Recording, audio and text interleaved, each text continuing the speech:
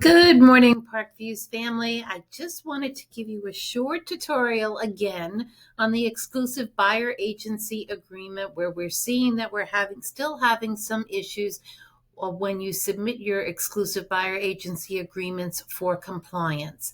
The first thing is that you have to have it all filled out: your name, the office, the areas where you're working.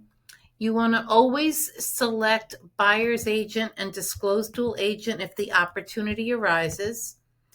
And then on the bottom, under paragraph 4, the term, you must have a beginning date and an ending date.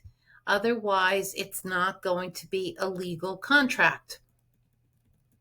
When you get to 5, commission due the broker, you must have either a percent in line 60 or a flat fee in line 61. You cannot put in there commission to be paid by the seller. That is against the law that was passed back in August of 2024. So either a percentage, a number for a percent on line 60, or a flat fee on line 61. If you have difficulty with your buyers getting to that they tell you, I don't want to pay commission, I want it to come from the seller, that's going to be addressed further on in this agreement. Under paragraph 3 for broker's commission, in the second section there, you need to have a protection period in there, a number of days, minimum of 90 or 180 for 3 to 6 months.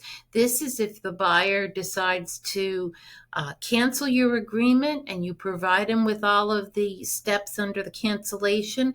Any property that they see for that period of the protection period, you are covered. It talks in there about commission, that the brokerage commission from the seller. The seller may offer a commission to the buyer's broker.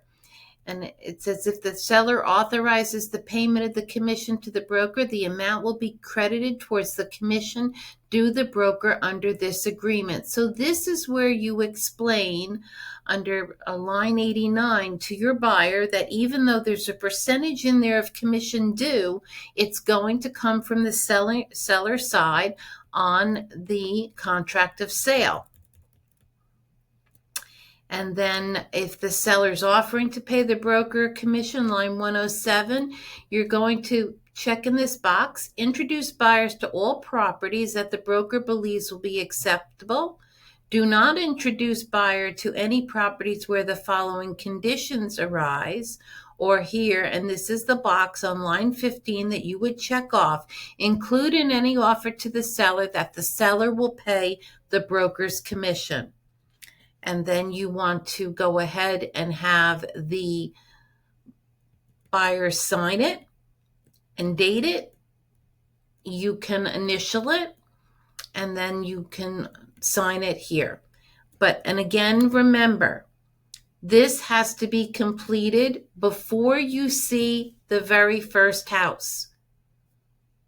It's a law. And there have been agents that had been fined, as I told you in a previous email, up to $22,000 because they didn't have their broker agency agreement executed before they wrote the contract. You cannot submit the exclusive buyer agency agreement with the same date that you write the contract. If the real estate commission comes in and inspects, that's going to be a red flag, and they're going to dig further. And like I said, with that other agent, they were fined $22,000. So please make sure you get those exclusive buyer agency agreements signed before you show them a house. Good luck.